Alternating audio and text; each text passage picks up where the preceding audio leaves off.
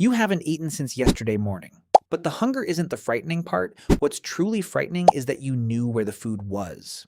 At sunset, you had found tracks pressed into soft earth. One animal was limping. The herd was moving slowly. And by dawn, your hunters could have caught up to it. Then the sky opened.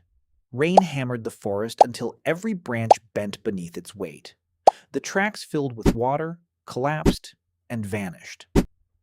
The stream beside camp rose until it swallowed the stones you always used to cross. Wind drove spray in under the shelter's roof before the sun could even rise. The map inside your head no longer matched the world outside, and the storm just kept going. By the second day, the group is no longer waiting for better weather. They are quietly watching their choices disappear one by one. Go and hunt, and someone may fall on wet rock. Move camp, and the children may be swept across a flooded channel. Stay, and the fire will devour the last of the dry fuel. Eat freely today, and tomorrow there may be nothing at all. And if you save everything, the weakest person may not survive the night. For ancient humans, a long rain was never empty time. It was a countdown. The human body carries only a limited store of energy. A hungry adult can last for days, but cold, exertion, injury, and infection make every stored calorie more expensive. Rain attacks all four at once.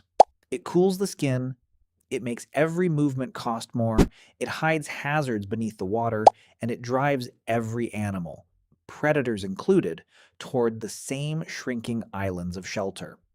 And yet here is the mystery. Human beings survived environments that trapped them, again and again in exactly this situation. They had no waterproof houses, no weather forecasts, no packaged food, no rescue teams. And still our ancestors crossed wet forests, monsoon landscapes, cold coastlines, and storm-driven seasons for thousands of generations. They survived because of a mental trick very few animals can perform at the same scale. They could stop chasing the reward right in front of them and begin preparing for a reward that did not yet exist. The storm took away the hunt, but it set a different test. Could the group hold on to its warmth before their bodies gave out? Could hungry people keep sharing? Could children learn something while the adults repaired their tools? Could one person's mistake be turned into a warning for everyone? And could the group imagine the morning after the rain clearly enough to build toward it? Archaeology rarely preserves patience. Cooperation doesn't fossilize, and a plan leaves behind no skeleton. But stone flakes beside a hearth, twisted fibers, repaired tools, tidy living floors, and the traces of fire used again and again. All of it reveals the faint shadow of those invisible abilities. So the real question isn't how did ancient humans kill time when it rained? The real question is far more dangerous. What did the storm force the human mind to become?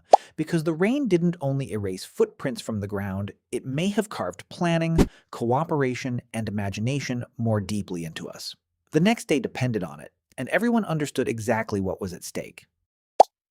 At the very center of the shelter, the fire makes a sound no one wants to hear. It coughs. A wet branch collapses across the embers, smoke rolls low instead of rising, and a child begins to cough. Someone reaches forward, but there is almost no dry wood left. Tonight, the most important person in the group may not be the best hunter.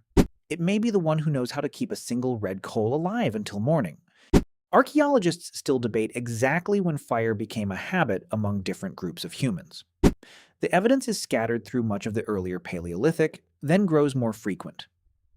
Around 300,000 to 400,000 years ago at Kisum Cave, a large central hearth was used over and over, and gathered around it were animal bones, stone tools, and activity arranged with order. That hearth was more than heat. It was survival, stored. Fire-dried materials, cooked food, stretched out the useful light, kept some predators at bay, and created a center around which people could organize their space. But in a long rain, every one of those benefits hung on a single word: maintenance. Damp wood only made smoke, a flame too large wasted fuel, and weak embers were always on the edge of dying. Keeping the fire alive demanded decisions with almost no room for error. Ash could insulate the coals, a thick branch could smolder far longer than thin twigs. Wood tucked under bark or inside a split log might still be dry. And fuel had to be gathered ahead of time, before the body gave out, before darkness or flooding made collecting it too dangerous. Now imagine the emotional weight of that job.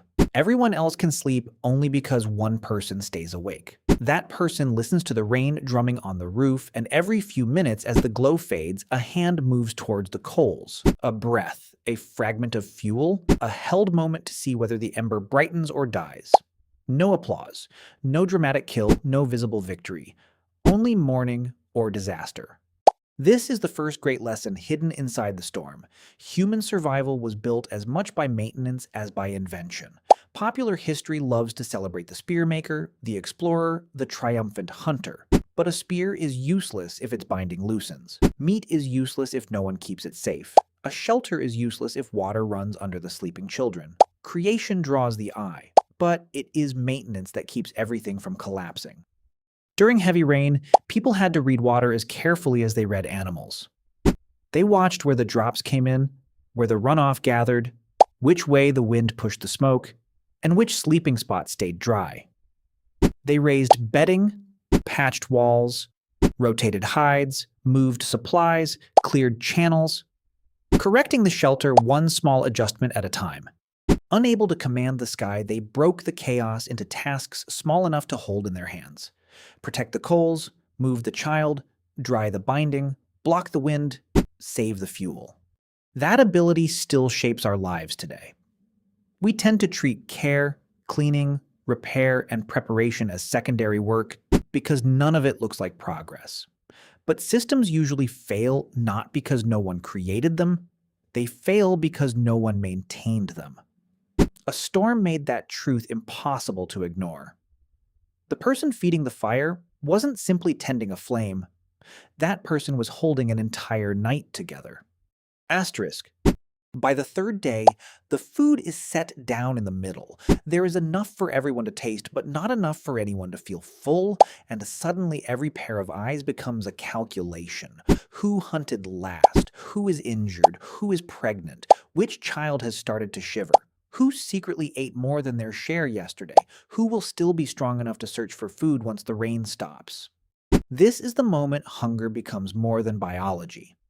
It becomes politics. Anthropological research shows that food acquisition among hunter-gatherers is often deeply unpredictable. A skilled hunter can come home empty-handed for days, while someone else succeeds through sheer luck. Sharing is how that risk gets spread across households and relationships. In some studied foraging communities, a substantial portion of food moves beyond the very household that acquired it. Food sharing works like a form of insurance. But insurance made of memory. You give today because tomorrow it may be you who fails. You feed an injured person because their knowledge or labor may still matter later.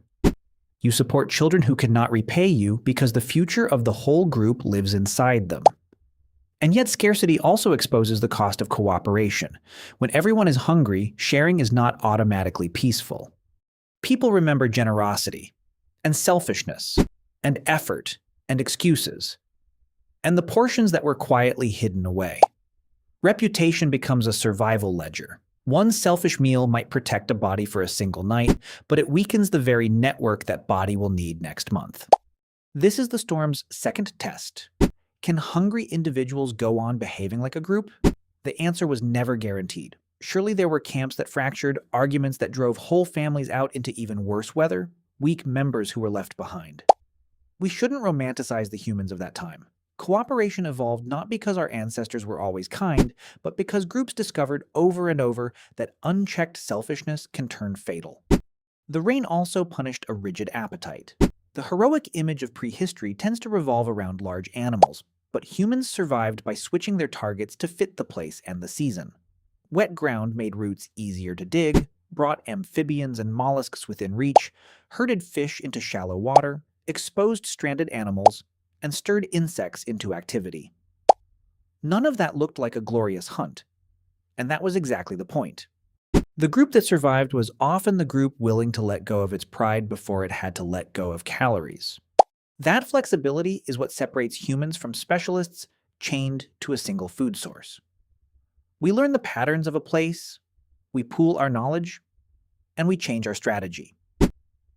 One person notices where the frogs gather, another remembers a plant that has to be boiled, an elder knows which slope drains fast, a child spots insects crawling out near rotten wood. No single person holds the whole answer. The group thinks by gathering scraps of observation. The scarcities of our own time still awaken that same ancient conflict. Before a storm, some people hoard while others share.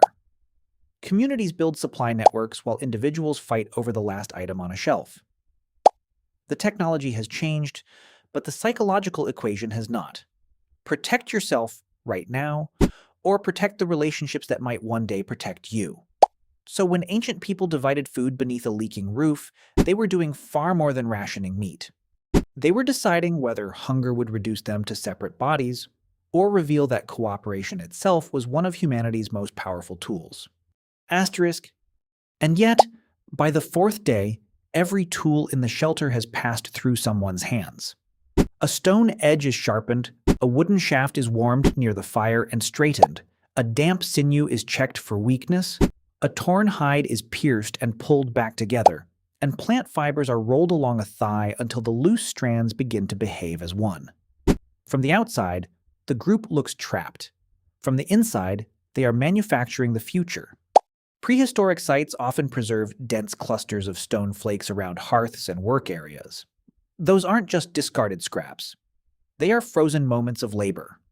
A hand striking stone, an edge failing, a tool being corrected. Someone learning where the force should land. And the rare preservation of cordage reveals a technology more astonishing still. At the site of Abri du Maras in France, researchers found a fragment of twisted plant fibers associated with a Neanderthal stone tool. Separate fibers had been twisted, combined, and then twisted again. That sequence demands more than dexterity. It demands hierarchical thought, the understanding that weak parts can be organized into something stronger than any single part alone. Cordage looks like nothing revolutionary. But take it away, and much of human technology falls apart. No reliable binding between stone and shaft, no net, no snare, no carrying bag, no secure bundle, no fitted clothing, no shelter frame held under tension. A few twisted fibers were enough to multiply the power of wood, of stone, of hands and memory. And then, into the workshop, walks the most important person of all, the beginner. A child copies the motion and fails. The fibers loosen, the stone breaks in the wrong direction, the material is wasted. An impatient adult could surely finish faster alone, but a group that refuses to pay the cost of teaching will eventually lose everything its experts know. Humans survive through cumulative culture, innovations preserved, modified, and passed forward across the generations.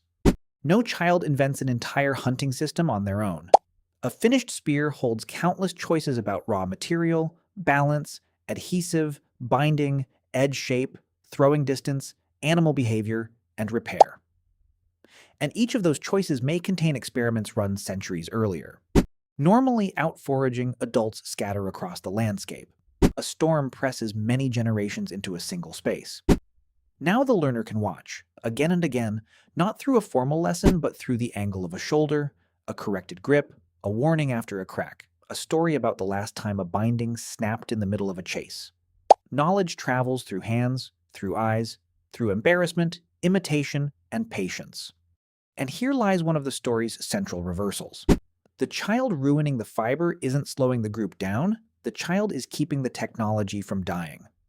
Modern society tends to measure productivity by immediate output, and the way the ancients taught exposes the weakness of that measure. Training looks inefficient today only because its reward belongs to tomorrow. And yet the survival of an entire culture depends on adults being willing to spend time on people who cannot yet repay the investment. The rain took away their access to the landscape, but it widened their access to one another. The shelter became a workshop, and the workshop became a classroom. Tools were repaired for the next hunt, while minds were prepared for the hunts that would happen long after today's experts were gone. The storm held the group in one place, but knowledge never stopped moving. The next day depended on it. Asterisk. Then comes a moment when the hands stop working. The tools are set down, the fire burns lower, and the rain closes in around the shelter so completely that the outside world seems to have disappeared. Only faces remain, and then someone begins to tell a story. The anthropologist Polly Wiesner once noticed a striking difference in the conversations of the Zhu Huanzi. Daytime talk leaned toward practical matters, but the firelit talk of the evening drifted toward stories, songs, relationships, and people far beyond the camp. Modern hunter-gatherers are, of course, not frozen windows into prehistory, but the research shows what a firelit social space can do. When the immediate work fades, and a group gathers inside a small ring of light, attention is released from the visible present. That is the moment humans can travel great distances without ever moving. A hunter recounts a river crossing from years ago. A grandmother remembers where people found food during another flood. Someone mimics the sound an animal makes just before it charges. A comic tale humiliates the greedy without ever pointing a finger. Children learn that certain places, certain behaviors, and certain people carry danger. Stories, in truth, are simulations disguised as entertainment. One person pays the price of an experience. And through the telling, everyone else gets to learn from it for free. Research among the Agta hunter-gatherers has likewise linked skilled storytelling with cooperation. Camps with more skilled storytellers also showed more cooperative behavior. We will never know the exact functions of ancient stories, but storytelling can transmit norms, rehearse dilemmas, preserve ecological knowledge, and align emotion. Which means the storm may have created more than just time to remember. It created time to predict. What if the river rises again? What if the herd has moved east? What if another group is occupying the higher cave? What if the fire dies? What if someone is injured on the very first day back outside? The ability to imagine futures like these is one of humanity's most powerful survival tools. A claw only works at the distance of contact, but a future imagined around a fire can change behavior days before the danger ever arrives. Symbols deepen that power further still. Pigments, ornaments, engravings, and images show that ancient people invested labor in things whose value was neither edible nor sharp.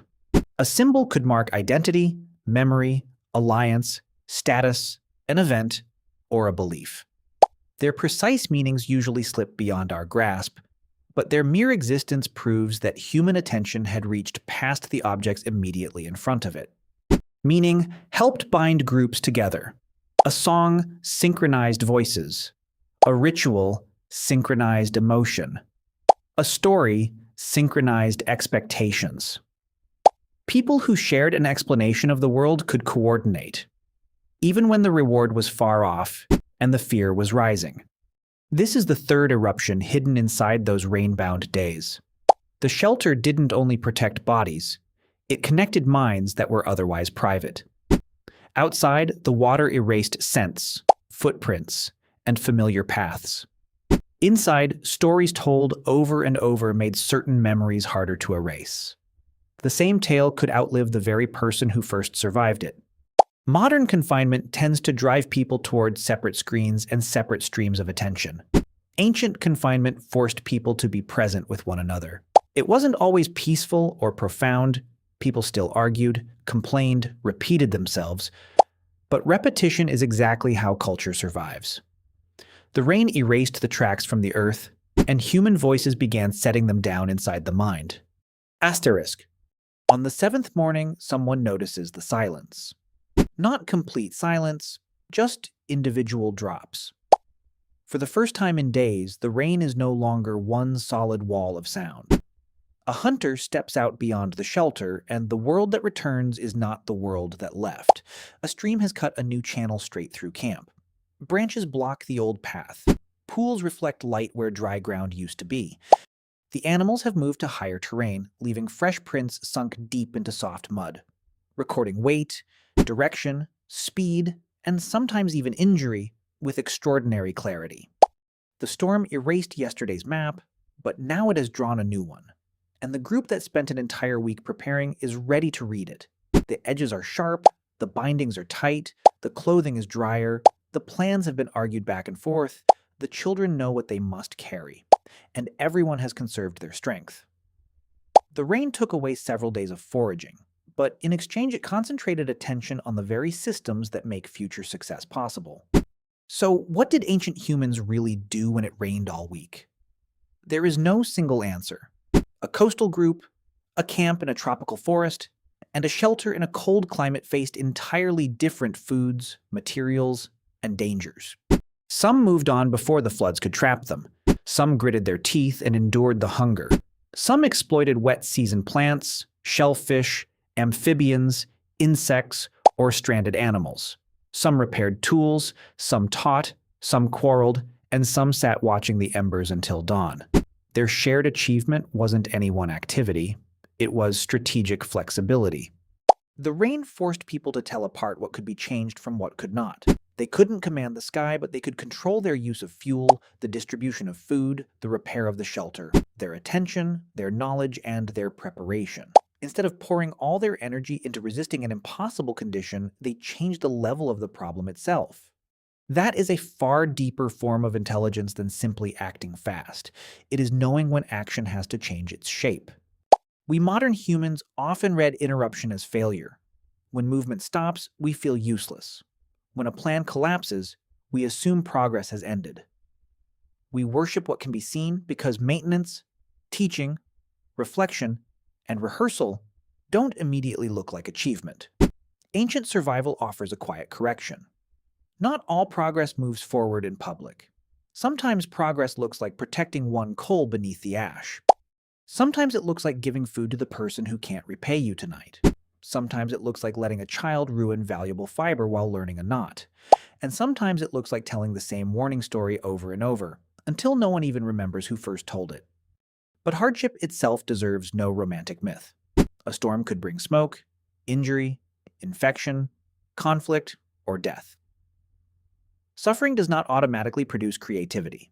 Downtime becomes useful only after people have built enough safety, trust, and skill to make use of it.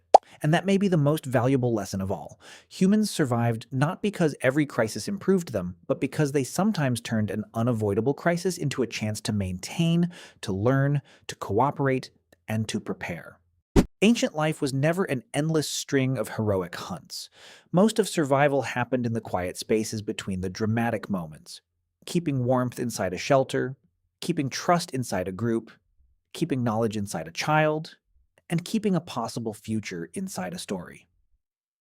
So when the rain finally stopped, our ancestors did not simply walk back outside. They carried with them repaired tools, shared plans, stronger skills, remembered warnings, and relationships that hunger had put to the test.